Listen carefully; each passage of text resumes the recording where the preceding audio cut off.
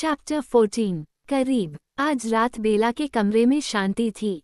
यहाँ तक कि बारिश भी, जो आमतौर पर उसे बेचैन कर देती थी, उसे परेशान नहीं कर रही थी। दर्द के बावजूद मैं शांत था, अपने घर में अपनी माँ की बाहों में रहने से कहीं ज्यादा शांत। बेला ने नींद में मेरा नाम बुदबुदाया, जैसा कि वह अक्सर करती थी, और यह कहते हुए मुस्कुराए। सुबह नाश्ते के समय चाली ने अपने खुशमिजाज मूड का जिक्र किया और मुस्कुराने की बारी मेरी थी। कम से कम, अगर कुछ नहीं तो, मैंने उसे भी खुश कर दिया। वह आज बड़ी उत्सुक मुस्कान के साथ जल्दी से मेरी कार में चढ़ गई। ऐसा लग रहा था कि वह भी मेरे साथ रहने के लिए उतनी ही भूखी थी जितनी मैं। तुम कैसे सोए? मैंने उससे पूछा। ठीक है, आपकी रात कैसी रही? मैं मुस्कुराया। सुखद। उसने अपने होंठ सिकुड़े। क्या मैं पूछ सकती हूँ कि तुमने क्या किया? मैं कल्पना कर सकती थी कि अगर मुझे 8 घंटे बेहोशी की हालत में बिताने पड़े और उसके बारे में बिल्कुल भी नहीं पता हो, तो मेरी दिलचस्पी का स्तर क्या होगा। लेकिन मैं अभी उस सवाल का जवाब देने के लिए तैयार नहीं थी। या शायद कभी भी नहीं। नहीं, आज का दिन अभी भी मेरा है। उसने आह भरी और आंखें घुमाईं। मुझे नहीं लगता कि ऐसी कोई बात है जो मैंने तुम्हें न बताई हो। मुझे अपनी माँ के बारे में और बताओ। यह मेरे पसंदीदा विषयों में से एक था, क्योंकि यह स्पष्ट रूप से उसका पसंदीदा विषय था। ठीक है। मेरी माँ थोड़ी जंगली है, मुझे लगता है। बाघ की तरह जंगली नहीं, गौरैया की तरह, हिरण की तरह। वो पिंजरे में अच्छा नहीं करती। मेरी दादी जो बिल्कुल सामान्य थी, वैसे, और उन्हें नहीं पता था कि मेरी माँ कहाँ से आई है, उन्हें विलो द विस्प कहा करती थीं। मुझे लगा कि मेरी माँ को उनकी किशोरावस्था के दौरान पालना कोई आसान काम नहीं था। वैसे भी, उनके लिए एक जगह पर बहुत लंबे समय तक रहना बहुत मुश्किल है। फिल के साथ भटकना, मन में कोई निश्चित अंतिम गंतव्य नहीं। खैर, मुझे लगता है कि यह मेरे लिए अब तक का सबसे सुखद अनुभव है उसे देखा है। हालांकि, उसने मेरे लिए बहुत कोशिश की। वीकेंड एडवेंचर और लगातार जॉब बदलने के साथ काम चलाया।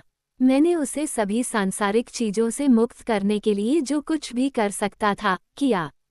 मुझे लगता है कि फिल भी ऐसा ही करेगा। मुझे लगता है कि मैं एक बुरी बेटी हूँ, क्योंकि मैं थोड़ी राहत महसूस कर रही हूँ, तुम्हें पता है। उसने माफी मांगते हुए चेहरा बनाया, अपनी हथेलियां ऊपर की ओर मुड़ते हुए। उसे अब मेरे लिए एक जगह पर रहने की जरूरत नहीं है। यह एक बोझ कम हो गया है। और फिर चाली। मैंने कभी नहीं सोचा था कि उसे मेरी जरूरत होगी, लेकिन उसे वास्तव में मेरी जरूरत है। वह घर उसके लिए बहुत खाली है। मैंने सोच समझकर सिर हिलाया, जानकारी के इस खदान से छानबीन करते हुए। मैं चाहती थी कि मैं इस महिला से मिलूं जिसने बेला के चरित्र को इतना आकार दिया है। भाग। मेरा मानना है कि बेला के लिए यह अधिक आसान, पारंपरिक तरीका होता। बचपन जो उसे एक बच्ची होने पर मिल सकता था, लेकिन वह नहीं चाहती थी। वे दोनों एक ही व्यक्ति थे, और सच में, वह किसी भी तरह से नाराज नहीं दिखीं। उसे देखभाल करने वाला बनना पसंद था, उसे जरूरतमंद होना पसंद था। शायद यही असली रहस्य था कि वह मेरी ओर क्यों आकर्षित हुई थी। क्या कभी किसी को उसकी इतनी जरूरत थी? मैंने उसे उसकी कक्षा के दरवाजे पर छोड़ दिया, और सुबह पहले दिन की तरह ही गुजरी। एलिस और मैं जिम में नींद में चलते हुए आगे बढ़े। मैंने जेसिका स्टेनली की आंखों से बेला के चेहरे को फिर से देखा, और देखा, जैसा कि उस इंसानी लड़की ने किया था, कि बेला का कक्षा में बहुत कम हिस्सा था। मुझे आश्चर्य है कि बेला इस बारे में बात क्यों नहीं करना चाहती। जेसिका ने आश्चर्य जताया। मुझे लगता है कि वो उसे अपने पास ही रखेगी, जब तक कि वह पहले सच नहीं बोल रही थी, और वास्तव में कुछ भी नहीं हो रहा था। बुधवार की सुबह बेला के इनकारों पर उसका दिमाग घूम गया, ऐसा नहीं है? जब जेसिका ने चुंबन के बारे में पूछा था और उसका अनुमान था कि बेला निराश दिख रही थी। जेसिका ने सोचा, ये तो यातना जैसा होगा। देखो, पर छूना मत। इस शब्द ने मुझे चौंका दिया। यातना की तरह। जाहिर है यह अतिशयोक्ति है, लेकिन क्या ऐसी कोई बात बेला को वास्तव में दर्द पहुंचाएगी, चाहे वह कितनी भी मामूली क्यों ना हो? निश्चित रूप से नहीं, क्योंकि वह स्थिति की वास्तविकता जानती थी। मैंने भौहें सिकोड़ी और एलिस की सवालिया निगाहों को देखा। मैंने उसके सामने अपना सिर हिलाया। वह काफी खुश लग रही है, जेसिका सोच रही थी। बेला को देख रही थी, जो बिना किसी ध्यान के क्लिस्टोरी की खिड़कियों से बाहर देख रही थी। वह शायद मुझसे झूठ बोल रही होगी, या फिर कुछ नया हुआ है। ओह, एलिस की अचानक शांति ने मुझे उसके मानसिक विस्मय के साथ ही सचेत कर दिया। उसके दिमाग में कैफेटेरिया की तस्वीर किसी निकट भविष्य की तारीख की थी और खैर, अब समय आ गया है, उसने सोचा और बड़ी मुस्कान बिखेर दी। तस्वीरों में एलिस आज कैफेटेरिया में मेरे कंधे के पीछे खड़ी दिखाई दे रही थी, बेला के सामने वाली टेबल पर। बहुत ही संक्षिप्त परिचय। ये कैसे शुरू हुआ, यह अभी तय नहीं हुआ था। ये किसी अन्य कारक पर निर्भर था, लेकिन ये जल्द ही होगा, अगर आज नहीं तो। मैंने आह भरी और ध्यान भटकते हुए बर्डी को नेट के पार वापस फेंक दिया। अगर मेरा ध्यान केंद्रित होता तो यह उससे बेहतर तरीके से उड़ता। जैसे ही कोच ने क्लास खत्म करने के लिए सीटी बजाई, मैंने एक अंक अर्जित किया। एलिस पहले ही दरवाजे की ओर बढ़ रही थी। इतना बच्चा मत बनो, यह कोई बड़ी बात नहीं है, और मैं पहले से ही देख सकता हूँ कि तुम मुझे नहीं रोकोगे। मैंने अपनी आंखें बंद कर ली और सिर हिलाया। नहीं, ये बहुत ज्यादा नहीं होगा, मैंने चुपचाप सहमति जताई और साथ साथ चलने लगा। मैं धैर्य रख सकता हूँ। छोटे छोटे कदम। मैंने अपनी आंखें घुमा लीं। ये हमेशा राहत की बात थी जब मैं माध्यमिक दृष्टिकोण को पीछे छोड़ सकता था और केवल बेला को अपने लिए देख सकता था, लेकिन मैं अभी भी जेसिका की धारणाओं के बारे में सोच रहा था जब बेला कक्षा के दरवाजे से आई। वह एक बड़ी, गर्मजोशी से मुस्कुराई और मुझे भी ऐसा लगा कि वह बहुत खुश थी। मुझे असंभव चीजों के बारे में चिंता नहीं करनी चाहिए जब वे उसे परेशान नहीं कर रही थीं। एक सवाल ऐसा था जिसे मैं अब तक खोलने से हिचकिचा रहा था, लेकिन जेसिका के विचार अभी भी मेरे दिमाग में थे, इसलिए मैं अचानक से उससे ज्यादा उत्सुक हो गया। हम अपनी सामान्य मेज पर बैठे और उसने वह खाना उठाया जो मैंने उसके लिए लाया था। आज मैं उससे ज्यादा तेज था।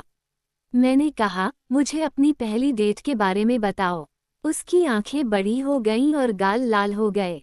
वह झिझकी, तुम मुझे नहीं बताओगे? मुझे यकीन नहीं है कि वास्तव में क्या मायने रखता है।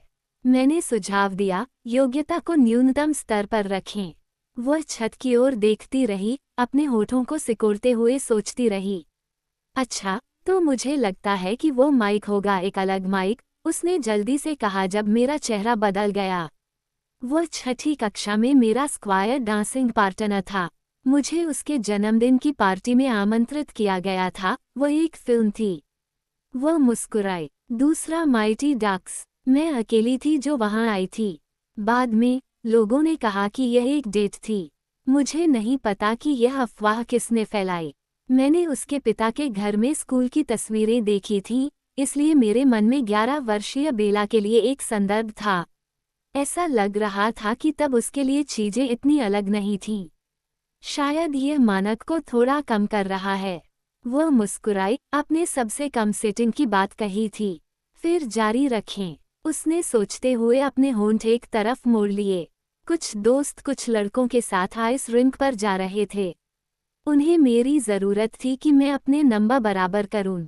अगर मुझे एहसास होता कि इसका मतलब है कि मैं रीड मर्चेंट के बराबर हूं तो मैं नहीं जाती। वह धीरे से कांप उठी। और बेशक, मुझे बहुत जल्दी पता चल गया कि आइस स्केटिंग एक बुरा विचार था। मेरी चोटें मामूली थीं, लेकिन अच्छी बात यह थी कि मुझे स्नैक बार के पास बैठकर रात भर पढ़ने का मौका मिला। वह मुस्कुराई, लगभग विजयी भाव से। क्या हम वास्तविक तारीख पर चले जाएं? तुम्हारा मतलब है कि किसी ने मुझसे पहले ही पूछ लिया था और फिर हम दोनों अकेले कहीं साथ चले गए। यह एक व्यावहारिक परिभाषा लगती है। वो उसी विजयी मुस्कान के साथ मुस्कुराई। तो फिर माफ करें, मेरे पास कुछ भी नहीं है। मैंने भौहें सिकोड़ी। यहाँ आने से पहले किसी ने तुम्हें डेट पर चलने के लिए नहीं पूछा था। वास्तव में, मुझे पूरी तरह से यकीन नहीं है। क्या ये डेट है? क्या ये सिर्फ दोस्तों का घूमना फिरना है? उसने कंधे उचका दिए। इससे कोई खास फर्क नहीं पड़ता। मेरे पास कभी भी दोनों के लिए समय नहीं था। कुछ समय बाद बात चारों ओर फैल जाती है और कोई फिर से नहीं पूछता, क्या आप सचमुच व्यस्त थे या यहाँ की तरह बहाने बना रहे थे? वास्तव में व्यस्त हूँ, उसने थोड़ा नाराज होकर कहा। घर चलाना समय लेने वाला काम है और मैं आमतौर पर अंशकालिक नौकरी भी करती थी, स्कूल की तो बात ही छोड़िए। अगर मैं कॉलेज जाना चाहती हूँ तो मुझे पूरी छात्रवृत्ति की जरूरत होगी और इस विचार को रोको, मैंने बीच में टोका। अगले विषय पर जाने से पहले मैं ये बात खत्म करना चाहता हूँ। अगर तुम इतने व्यस्त न होते तो क्या इनमें से कोई निमंत्रण तुम स्वीकार करना चाहते? उसने अपना सिर एक तरफ झुका लिया। नहीं, सच में नहीं। मेरा मतलब है, सिर्फ रात बिताने के अलावा। वे कोई खास दिलचस्प लड़के नहीं थे। और दूसरे लड़के, किसने नहीं पूछा। उसने अपना सिर हिलाया, उसकी साफ आंखों में कुछ भी छिपा हुआ नहीं था। मैं इतना ध्यान नहीं दे रही थी। मेरी आंखें सिकुड़ गईं। तो क्या तुम कभी किसी ऐसे व्यक्ति से नहीं मिले जिसे तुम चाहते थे? उसने फिर आह भरी, फीनिक्स में नहीं। हम एक दूसरे को कुछ पल के लिए घूरते रहे, जबकि मैं इस तथ्य को समझता रहा कि जिस तरह वह मेरा पहला प्यार थी, उसी तरह मैं भी उसका पहला कम से कम मोह था। ये संरेखन मुझे कुछ अजीब तरीके से प्रसन्न करता था, लेकिन मुझे परेशान भी करता था। निश्चित रूप से यह उसके लिए अपने रोमांटिक जीवन की शुरुआत करने का एक विकृत, अस्वस्थ तरीका था। और फिर यह ज्ञान था कि वह मेरे लिए पहली और आखिरी दोनों होगी। यह मानव हृदय के लिए समान नहीं होगा। मुझे पता है कि यह मेरा दिन नहीं है, लेकिन नहीं, यह नहीं। चलो, उसने जोर देकर कहा। मैंने अभी अभी अपनी पूरी शर्मनाक डेटिंग रहित कहानी बता दी है। मैंने मुस्कुराते हुए कहा, मेरा भी कुछ ऐसा ही है, बस आइस स्केटिंग और ट्रिक बर्थडे पार्टियों को छोड़कर। मैंने भी इस पर ज्यादा ध्यान नहीं दिया है। ऐसा लग रहा था कि उसे मेरी बात पर यकीन नहीं हुआ, लेकिन ये सच था। मुझे भी कुछ ऑफर मिले थे जिन्हें मैंने ठुकरा दिया था। तान्या के चेहरे पर गुस्सा देखकर मैंने खुद से कहा कि ये ऑफर बिल्कुल उसी तरह के नहीं थे। मैंने पूछा, आप किस कॉलेज में जाना चाहेंगे? उसने अपना सिर थोड़ा सा हिलाया, जैसे कि नए विषय को अपना रही हो। ठीक है, मैं सोचती थी कि एएसयू सबसे व्यावहारिक है, क्योंकि मैं घर पर रह सकती थी।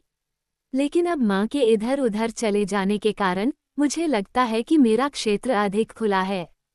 यह एक राज्य विद्यालय होना चाहिए, छात्रवृत्ति के साथ भी उचित कुछ। जब मैं पहली बार यहाँ आई थी, खैर, मुझे खुशी थी कि चार्ली वाशिंगटन राज्य के इतने करीब नहीं रहता है कि यह व्यावहारिक हो सके। क्या आप हमारे अच्छे राज्य के कूगल्स का अपमान कर रहे हैं? संस्था के खिलाफ कुछ नहीं, सिर्फ मौसम के खिलाफ। और यदि आप कहीं जा सकते हैं, यदि लागत कोई मुद्दा नहीं है, तो आप कहाँ जाएंगे? जब वो इस काल्पनिक भविष्य के बारे में मेरे सवाल पर विचार कर रही थी, मैंने एक ऐसे भविष्य की कल्पना करने की कोशिश की जिसके साथ मैं जी सकूं। बेला 20, 22, 24 साल की होगी। मुझे बदलने में कितना समय लगेगा, वह मुझसे बड़ी हो जाएगी। मैं उस समय सीमा को स्वीकार करूंगा अगर इसका मतलब है कि वो स्वस्थ और इंसान और खुश रह सकती है। काश मैं खुद को उसके लिए सुरक्षित बना पाता, उसके लिए सही, खुद को उस खुशनुमा तस्वीर में फिट कर पाता जो उसने मुझे हर पल के लिए दी है। मैं फिर से सोचने लगा कि मैं उसके जीवन पर नकारात्मक प्रभाव डाले बिना उसके साथ कैसे रह सकता हूँ। परसेफोन के झरने में रहो, उसे सुरक्षित रखो मेरे पाताल से। ये देखना आसान था कि वो मेरे सामान्य ठिकानों पर खुश नहीं होगी, जाहिर है, लेकिन जब तक वो मुझे चाहती थी, मैं उसका पीछा करता रहता। इसका मतलब था कि घर के अंदर कई दिन धीमे धीमे गुजारने होंगे, लेकिन यह इतनी मामूली कीमत थी कि इस पर ध्यान देना मुश्किल था। मुझे कुछ शोध करना होगा। ज्यादातर फैंसी स्कूल बर्फ वाले इलाके में हैं। वो मुस्कुराई। मुझे आश्चर्य है कि हवाई में कॉलेज कैसे होते हैं। बहुत बढ़िया, मुझे यकीन है। और स्कूल के बाद फिर क्या? मुझे एहसास हुआ कि मेरे लिए उसके भविष्य की योजनाओं को जानना कितना महत्वपूर्ण था। इसलिए मैंने उन्हें पटरी से नहीं उतारा। ताकि मैं इस असंभावित भविष्य को उसके अनुकूल सबसे अच्छे संस्करण में ढाल सकूं। किताबों से जुड़ी कोई चीज़। मैंने हमेशा सोचा था कि मैं अपनी माँ की तरह पढ़ाऊंगी, ठीक है, बिल्कुल अपनी माँ की तरह नहीं। अगर मैं कर सकती तो मैं कहीं कॉलेज स्तर पर पढ़ाना चाहूंगी, शायद एक सामुदायिक कॉलेज में। वैकल्पिक अंग्रेजी कक्षाएं, ताकि जो भी लोग साइन अप करते हैं वे वहां हों क्योंकि वे वहां होना चाहते हैं। क्या यही तुम हमेशा से चाहते थे? उसने कंधे उचका दिए। ज्यादातर। मैंने एक बार प्रकाशक के लिए काम करने के बारे में सोचा था, संपादक या कुछ और। उसकी नाक सिकुड़ गई। मैंने कुछ शोध किया। शिक्षक के रूप में नौकरी पाना बहुत आसान है, बहुत ज्यादा व्यावहारिक है। उसके सारे सपने टूट चुके थे, आम किशोरी की तरह नहीं जो दुनिया जीतने निकल पड़ती है। जाहिर है, ये वास्तविकताओं का सामना करने का नतीजा था, जो उसे बहुत पहले ही करना चाहिए था। उसने अपने बैगेल का एक निवाला लिया और सोच समझकर चबाने लगी। मुझे आश्चर्य हुआ कि क्या वह अभी भी भविष्य के बारे में सोच रही थी, या कुछ और। मुझे आश्चर्य हुआ कि क्या उसने उस भविष्य में मेरी कोई झलक देखी थी। मेरा मन कल की ओर चला गया।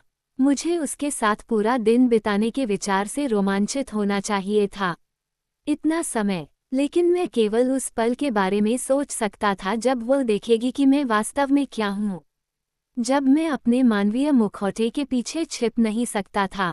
मैंने उसकी प्रतिक्रिया की कल्पना करने की कोशिश की, और हालांकि मैं उसकी भावनाओं का अनुमान लगाने की कोशिश करते समय अक्सर गलत होता था, मुझे पता था कि यह केवल 2 तरीकों से हो सकता है। घृणा के अलावा एकमात्र वैध प्रतिक्रिया आतंक होगी। मैं यह मानना चाहता था कि एक तीसरी संभावना भी है, कि वह मुझे माफ कर देगी जैसा कि उसने अतीत में कई बार किया था, कि वह मुझे सब कुछ होने के बावजूद स्वीकार करेगी। लेकिन मैं इसकी कल्पना नहीं कर सकता था। क्या मुझमें अपना वादा निभाने की हिम्मत होगी? अगर मैं उससे यह बात छिपाऊं तो क्या मैं खुद के साथ जी पाऊंगा? मुझे वह समय याद आया जब मैंने पहली बार कार्लिस्ले को धूप में देखा था। मैं बहुत छोटा था, फिर भी मैं किसी और चीज़ से ज्यादा खून के बारे में सोच रहा था, लेकिन उस नज़ारे ने मेरा ध्यान उस तरह से खींचा था जैसा शायद ही किसी और चीज़ ने खींचा हो। हालांकि मुझे कार्लिस्ले पर पूरा भरोसा था, हालांकि मैं पहले से ही उससे प्यार करने लगा था, फिर भी मुझे डर लगा। ये सब बहुत असंभव था, बहुत अजनबी। खुद का बचाव करने की वृत्ति सक्रिय हो गई थी, और उसके शांत और आश्वस्त विचारों का मुझ पर कोई प्रभाव पड़ने में कई लंबे क्षण लग गए। आखिरकार उसने मुझे खुद आगे बढ़ने के लिए राजी किया, ये देखने के लिए कि इस घटना से कोई नुकसान नहीं हुआ। और मुझे याद आया कि मैंने खुद को सुबह की चमकती हुई रोशनी में देखा था और अब तक की तुलना में कहीं ज्यादा गहराई से महसूस किया था कि मेरा अपने पिछले रूप से कोई संबंध नहीं था, कि मैं इंसान नहीं था, लेकिन खुद को उससे छिपाना उचित नहीं था। यह एक तरह की चूक थी। मैंने उसे घास के मैदान में मेरे साथ देखने की कोशिश की। अगर मैं राक्षस न होता तो तस्वीर कैसी दिखती? ये बहुत सुंदर, शांतिपूर्ण जगह थी। मैं कितना चाहता था कि वह अभी भी मेरे साथ इसका आनंद ले सके। एडवर्ड, एलिस ने तुरंत सोचा। उसकी आवाज में घबराहट का एक संकेत था जिसने मुझे वहीं पर रोक दिया।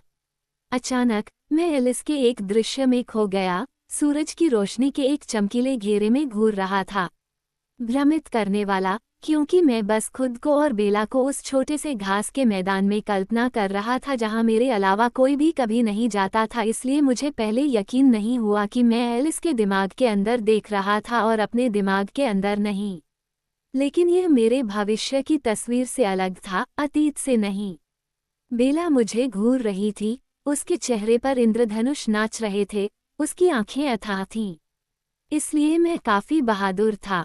ये वही जगह है, एलिस ने सोचा। उसका मन एक ऐसी भयावहता से भरा हुआ था जो दृश्य से मेल नहीं खाती थी। तनाव शायद, लेकिन भयावहता। उसका क्या मतलब था? वही जगह। और फिर मैंने इसे देखा। एडवर्ड, एलिस ने तीखी आवाज में विरोध किया। मैं उससे प्यार करती हूँ, एडवर्ड। लेकिन वह बेला से उस तरह प्यार नहीं करती थी जिस तरह मैं करता था।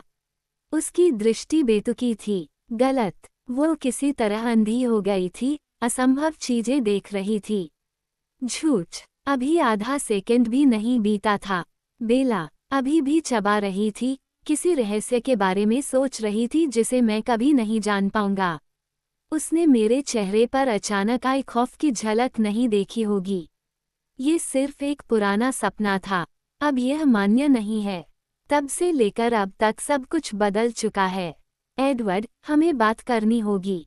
एलिस और मेरे पास बात करने के लिए कुछ भी नहीं था। मैंने हमेशा अपना सिर हिलाया, इतना हल्का सा, बस एक बार। बेला ने नहीं देखा। एलिस के विचार अब एक आदेश बन गए थे। उसने उस तस्वीर को मेरे दिमाग में सबसे आगे धकेल दिया जिसे मैं बर्दाश्त नहीं कर सकता था। मैं उससे प्यार करता हूँ, एडवर्ड। मैं तुम्हें इसे अनदेखा नहीं करने दूंगा। हम जा रहे हैं और हम इस पर काम करेंगे। मैं तुम्हें अवधि के अंत तक का समय देता हूँ। अपना बहाना बनाओ। ओह, जिम में आज सुबह से ही उसकी पूरी तरह से सौम्य दृष्टि ने उसके आदेशों की श्रृंखला को बाधित कर दिया। संक्षिप्त परिचय। मैंने देखा कि यह अब कैसे होगा। सेकंड तक तो यह आक्रामक, अमान्य, पुराना दृष्टिकोण था।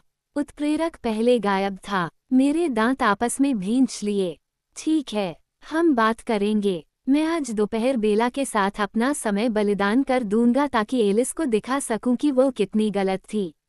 सच में, मुझे पता था कि जब तक मैं उसे यह नहीं समझा दूंगा, उसे यह स्वीकार नहीं करवा दूंगा कि इस बार वह गलत थी, तब तक मैं चैन से नहीं बैठ पाऊंगा। जैसे ही मेरा मन बदला, उसने भविष्य में बदलाव देखा। धन्यवाद। अजीब बात है, अचानक जीवन और मृत्यु के इस मोड़ पर मेरी दोपहर कितनी विनाशकारी है। यह उस समय को खोना था जिसकी मैंने उम्मीद की थी। ये बहुत छोटी सी बात होनी चाहिए, बस कुछ मिनट। वास्तव में मैंने एलिस द्वारा मुझ पर ढाए गए आतंक को भूलने की कोशिश की ताकि मेरे पास बचे हुए कुछ मिनट बर्बाद न हो जाएं।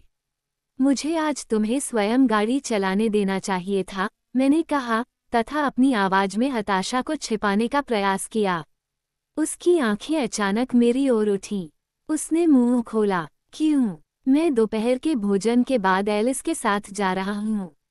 ओह, उसका चेहरा उतर गया। कोई बात नहीं, इतनी दूर नहीं है। मैंने भौहें सिकोड़ी। मैं तुम्हें पैदल घर नहीं भेजूंगा। क्या उसने सचमुच सोचा था कि मैं उसे अकेला छोड़ दूंगा? हम तुम्हारा ट्रक लेकर आएंगे और उसे तुम्हारे लिए यहीं छोड़ देंगे। मेरे पास चाबी नहीं है, उसने कहा और आह भरी। यह उसके लिए बहुत बड़ी, दुर्गम बाधा थी। मुझे वाकई पैदल चलने में कोई आपत्ति नहीं है। आपका ट्रक यहीं होगा और चाबी इग्निशन में होगी, मैंने उससे कहा। जब तक कि आपको डर न हो कि कोई इसे चुरा सकता है। उसके इंजन की आवाज़ कार के अलार्म जितनी अच्छी थी, संभवतः उससे भी ज्यादा तेज। मैंने मानसिक छवि पर हंसने की कोशिश की, लेकिन आवाज़ बंद थी। बेला ने अपने होंठ सिकुड़े और उसकी आंखें धुंधली हो गईं। ठीक है, उसने कहा। क्या उसे मेरी क्षमताओं पर संदेह था? मैंने आत्मविश्वास से मुस्कुराने की कोशिश की। मुझे पूरा भरोसा था कि मैं इतने आसान काम में असफल नहीं हो सकता, लेकिन मेरी मांसपेशियां इतनी तंग थीं कि मैं इसे सही तरीके से नहीं कर सकता था। ऐसा लग रहा था कि उसने इस पर ध्यान नहीं दिया। ऐसा लग रहा था कि वह अपनी निराशा से जूझ रही थी। तो उसने कहा, तुम कहाँ जा रहे हो? एलिस ने मुझे बेला के प्रश्न का उत्तर दिखाया। शिकार। मैं सुन सकता था कि मेरी आवाज़ अचानक गहरी हो गई थी। ये कुछ ऐसा था जिसके लिए मुझे समय निकालना चाहिए था, चाहे कुछ भी हो। इस भ्रमण की आवश्यकता जितनी निराशाजनक थी उतनी ही शर्मनाक भी। लेकिन मैं उसके बारे में उससे झूठ नहीं बोलूँगा। अगर मैं कल तुम्हारे साथ अकेली रहूंगी तो मैं हर संभव सावधानी बरतूंगी। मैंने उसकी आंखों में देखा, ये सोचते हुए कि क्या वो मेरी आंखों में डर देख सकती है। एलिस की दृष्टि मेरे धैर्य पर हावी हो रही थी। तुम हमेशा रद्द कर सकते हो, तुम्हें पता है। कृपया चले जाओ, पीछे मत मुड़ो। उसने नीचे देखा, उसका चेहरा पहले से ज्यादा पीला पड़ गया था। क्या वह आखिरकार सुनेगी? अगर बेला मुझसे कहे कि उसे अकेला छोड़ दो तो एलिस की दृष्टि का कोई मतलब नहीं रह जाएगा। मुझे पता था कि मैं ये कर सकता हूँ, अगर बेला यही चाहती है। मेरा दिल दो टुकड़ों में फटने को तैयार था। नहीं, उसने फुसफुसाते हुए कहा, और मेरा दिल दूसरी दिशा में मुड़ गया। एक बदतर तरह का टूटना सामने आया। उसने मेरी तरफ देखा। मैं नहीं कर सकती। शायद तुम सही हो, मैंने फुसफुसाते हुए कहा। शायद वह भी मेरी तरह ही बंधी हुई थी। वह मेरी ओर झुकी, उसकी आंखें चिंता से कस गई थीं। कल मैं तुमसे किस समय मिलूंगी? मैंने गहरी सांस ली, खुद को शांत करने की कोशिश की, विनाश की भावना को दूर भगाने की कोशिश की। मैंने खुद को हल्के लहजे में बोलने के लिए मजबूर किया। ये निर्भर करता है। आज शनिवार है, क्या तुम देर तक सोना नहीं चाहती? नहीं, उसने तुरंत जवाब दिया। ये सुनकर मैं मुस्कुराना चाहता था। तो हमेशा की तरह वही समय। क्या चाली वहाँ होगा? वह मुस्कुराई। नहीं, वो कल मछली पकड़ने जा रहा है। जाहिर है, ये बात उसे उतनी ही पसंद आई जितनी कि उसके इस रवैये से मुझे गुस्सा आया। वो खुद को पूरी तरह से मेरी दया पर क्यों छोड़ना चाहती थी, मेरे सबसे बुरे हिस्से की दया पर। और अगर तुम घर नहीं आए तो? मैंने दांतों तले उंगली दबाते हुए पूछा। वह क्या सोचेगा? उसका चेहरा नर्म था। मुझे कुछ पता नहीं। वह जानता है कि मैं ऐसा करने का इरादा रखती हूँ, प्रेद हो। शायद वह सोचेगा कि मैं वॉशर में गिर गया हूँ। मैंने उसे घूर कर देखा, मुझे उसका मजाक जरा भी मजाकिया नहीं लगा। एक पल के लिए वह भी नाराज हो गई, और फिर उसका चेहरा शांत हो गया। उसने विषय बदल दिया। आज रात तुम क्या शिकार करने जा रहे हो? ये बहुत अजीब था। एक तरफ तो वह खतरे को गंभीरता से नहीं ले रही थी, दूसरी तरफ वह मेरी जिंदगी के सबसे बुरे पहलुओं को भी शांति से स्वीकार कर रही थी। पार्क में जो भी मिलेगा हम ले लेंगे। हम ज्यादा दूर नहीं जा रहे हैं। तुम एलिस के साथ क्यों जा रहे हो? एलिस अब ध्यानपूर्वक सुन रही थी। मैंने भौहें सिकोड़ी। एलिस सबसे ज्यादा सहायक है। एलिस के लिए मैं और भी कुछ कहना चाहता था, लेकिन वे बेला को सिर्फ उलझन में डाल देते। और बाकी लोग? बेला ने लगभग फुसफुसाते हुए कहा, उसकी आवाज जिज्ञासा से चिंता में बदल गई। वे कौन हैं? अगर उसे पता चलता कि वे सभी कितनी आसानी से उस फुसफुसाहट को सुन सकते हैं, तो वह भयभीत हो जाती। इस सवाल का जवाब देने के भी कई तरीके थे। मैंने सबसे कम डरावना जवाब चुना। अधिकांशतः अविश्वसनीय। वे निश्चित रूप से ऐसे ही थे। उसकी नज़र कैफेटेरिया के पीछे कोने पर पड़ी, जहां मेरा परिवार बैठा था। एलिस ने उन्हें चेतावनी दी थी और वे सब दूसरी तरफ देख रहे थे। वे मुझे पसंद नहीं करते, उसने अनुमान लगाया। ये बात नहीं है, मैंने तुरंत जवाब दिया। हाँ, रोसेली ने सोचा। वे यह नहीं समझते कि मैं तुम्हें अकेला क्यों नहीं छोड़ सकता, मैंने कोशिश करते हुए कहा। गुलाब को नज़रअंदाज करना। खैर, ये काफी हद तक सच है। बेला ने मुंह बनाया। नहीं, उस मामले में तो एक भी नहीं। मैंने अपना सिर हिलाया, उसकी इस हास्यास्पद धारणा के बारे में सोचते हुए कि मैं उसकी उतनी परवाह नहीं करता जितना वह मेरी करती है। मुझे लगा कि मैंने उसे यह बात समझा दी है। मैंने तुमसे कहा था कि तुम खुद को बिल्कुल भी स्पष्ट रूप से नहीं देख पाते हो। तुम उन लोगों की तरह नहीं हो जिन्हें मैंने कभी जाना है। तुम मुझे आकर्षित करते हो। वह संदिग्ध दिख रही थी। शायद मुझे और अधिक स्पष्ट होने की जरूरत थी। मैंने उसकी ओर मुस्कुराकर देखा। मेरे दिमाग में जो कुछ भी चल रहा था, उसके बावजूद उसके लिए ये समझना महत्वपूर्ण था। मेरे पास जो फायदे हैं। मैंने अपनी 2 उंगलियां अपने माथे पर सहजता से फेरीं। मानव स्वभाव को समझने में मेरी औसत से बेहतर समझ है। लोगों के बारे में पहले से ही अनुमान लगाया जा सकता है। लेकिन तुम कभी भी वह नहीं करते जो मैं उम्मीद करता हूँ। तुम हमेशा मुझे आश्चर्यचकित कर देते हो। उसने मेरी तरफ से नजरें फेर ली और उसके चेहरे पर कुछ असंतुष्टि थी। जाहिर है कि इस खास बात ने उसे संतुष्ट नहीं किया था। उस हिस्से को समझाना आसान है, मैंने जल्दी से कहा, उसकी नज़रों के मेरी ओर लौटने का इंतजार करते हुए। लेकिन और भी बहुत कुछ है। और भी बहुत कुछ। और इसे शब्दों में बयां करना इतना आसान नहीं है। क्या तुम मुझ पर आंख मारोगे, तुम चमगादड़ जैसे चेहरे वाले छोटे उपद्रवी? बेला का चेहरा सफ़ेद पड़ गया। वह जमी हुई लग रही थी, मानो वह कमरे के पीछे के कोने से नजर नहीं हटा पा रही थी। मैं जल्दी से मुड़ा और रोसेली को एक धमकी भरी नजर से देखा। मेरे होंठ मेरे दांतों से दूर हो गए। मैंने उस पर धीरे से फुसफुसाया। उसने अपनी आंखों के कोने से मेरी तरफ एक नजर डाली, फिर अपना सिर हम दोनों से दूर कर लिया। मैंने बेला की तरफ देखा, तभी वह मेरी तरफ देखने के लिए मुड़ी। उसने ही इसकी शुरुआत की थी, रोसेली ने उदास होकर सोचा। बेला की आंखें बड़ी बड़ी थीं। मुझे इस बात का अफसोस है, मैंने जल्दी से बड़बड़ाया।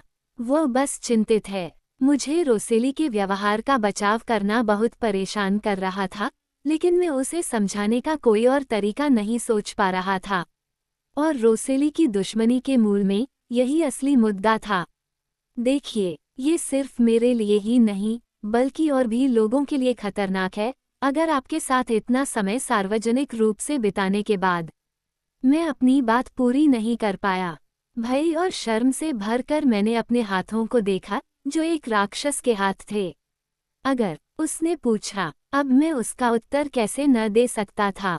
अगर इसका अंत बुरी तरह हुआ, मेरा सिर मेरी हथेलियों में गिर गया।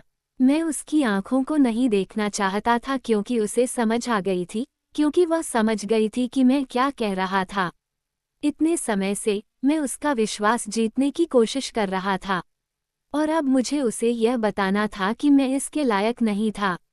उसे यह बताना सही था। यही वह क्षण होगा जब वह चली जाएगी। और यह अच्छा था। एलिस की घबराहट को लेकर मेरी पहली सहज अस्वीकृति खत्म हो रही थी। मैं ईमानदारी से बेला से वादा नहीं कर सकता था कि मैं उसके लिए कोई खतरा नहीं हूँ। और अब तुम्हें जाना होगा। मैंने धीरे से उसकी ओर देखा।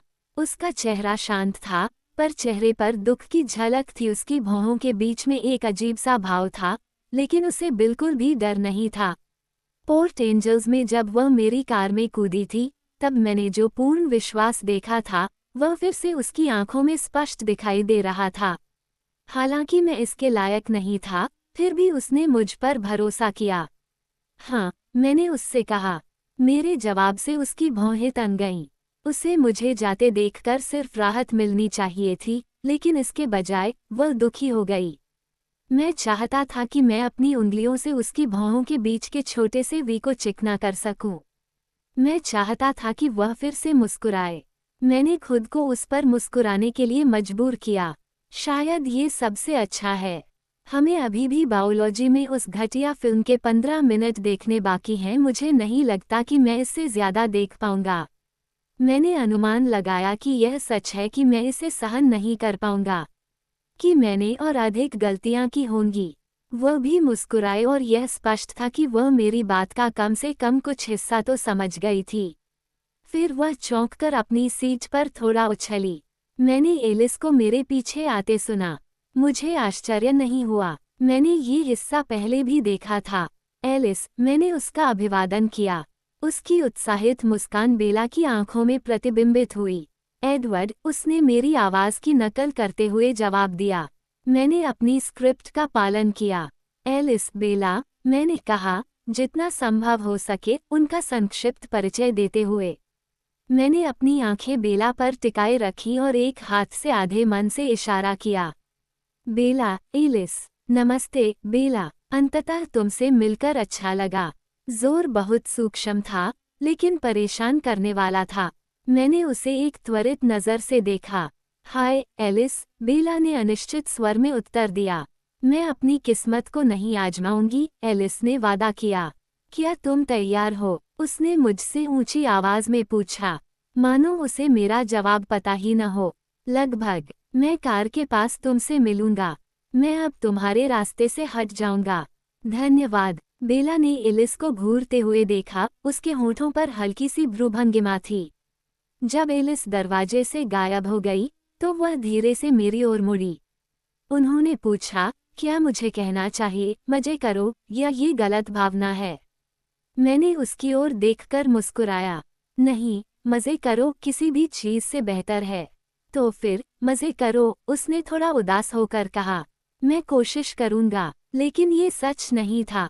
मैं जब तक दूर रहूंगा, तब तक मुझे उसकी याद आती रहेगी।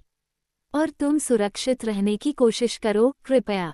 इससे कोई फर्क नहीं पड़ता कि मुझे कितनी बार अलविदा कहना पड़ा, जब भी मैं उसके असुरक्षित होने के बारे में सोचता तो वही घबराहट वापस आ जाती। फोक्स में सुरक्षित, उसने बुदबुदाते हुए कहा। क्या चुनौती है? आपके लिए यह एक चुनौती है, मैंने कहा। वादा, उसने आह भरी, लेकिन उसकी मुस्कान में अच्छापन था। मैं वादा करती हूँ कि मैं सुरक्षित रहने की कोशिश करूंगी, उसने कहा। मैं आज रात कपड़े धोऊंगी, ऐसा करना जोखिम भरा हो सकता है।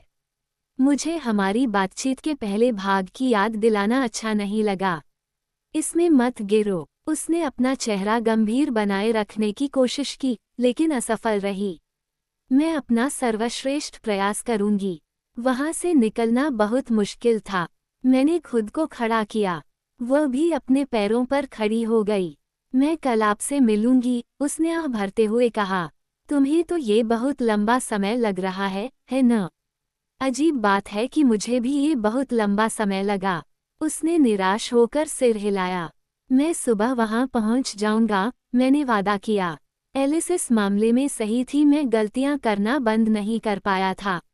मैं खुद को फिर से रोक नहीं सका और मैंने टेबल पर झुककर अपनी उंगलियां उसके गालों पर फिराईं। इससे पहले कि मैं उसे और नुकसान पहुंचा पाता, मैं मुड़ा और उसे वहीं छोड़ दिया। एलिस कार में इंतजार कर रही थी। एलिस, सबसे पहली बात, हमें एक काम निपटाना है न? बेला के घर की तस्वीरें उसके दिमाग में घूम गईं। रसोई की दीवार पर चाबियां रखने के लिए डिजाइन किए गए हुक का एक खाली सेट। मैं बेला के कमरे में उसके ड्रेसर टॉप और डेस्क को देख रहा था। एलिस सचमुच सामने के कमरे में उसकी नाक का पीछा कर रही थी। एलिस फिर से एक छोटे से कपड़े धोने के कमरे में मुस्कुराते हुए, उसके हाथ में एक चाबी थी। मैं जल्दी से गाड़ी चलाकर बेला के घर पहुंच गया। मैं खुद ही चाबी ढूंढ सकता था। धातु की गंध का पता लगाना आसान था, खासकर धातु की जो उसकी उंगलियों के तेल से रंगी हुई थी, लेकिन एलिस का रास्ता निश्चित रूप से तेज था।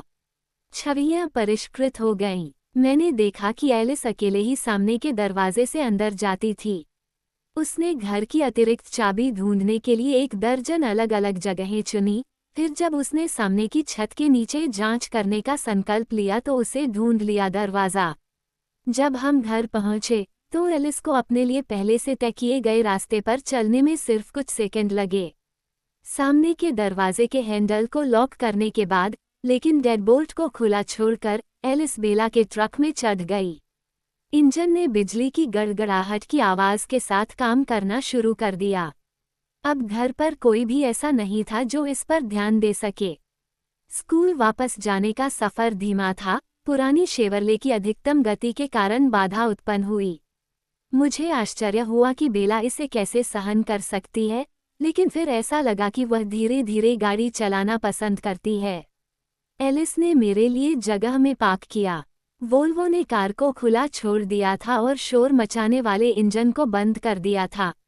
मैंने जंग लगे उस विशालकाय वाहन को देखा और उसमें बेला की कल्पना की। ये टायले की वैन से बमुश्किल खरोंच के साथ बच गया था, लेकिन जाहिर है कि इसमें कोई एयरबैग या एयरबैग नहीं था। मुझे लगा कि मेरी भौहें एक साथ खींच गई हैं। एलिस मेरी यात्री सीट पर चढ़ गई। उसने सोचा, हाँ। उसने स्टेशनरी का एक टुकड़ा और एक कलम आगे बढ़ाया। मैंने उनसे वे ले लिए। मैं मानता हूँ कि तुम उपयोगी हो। तुम मेरे बिना जीवित नहीं रह सकते। मैंने एक संक्षिप्त नोट लिखा, फिर उसे बेला के ट्रक की ड्राइवर सीट पर छोड़ने के लिए निकल पड़ा। मुझे पता था कि इस क्रिया में कोई वास्तविक शक्ति नहीं थी, लेकिन उम्मीद है कि यह उसे उसके वादे की याद दिलाएगा। इससे मुझे थोड़ी कम चिंता महसूस हुई।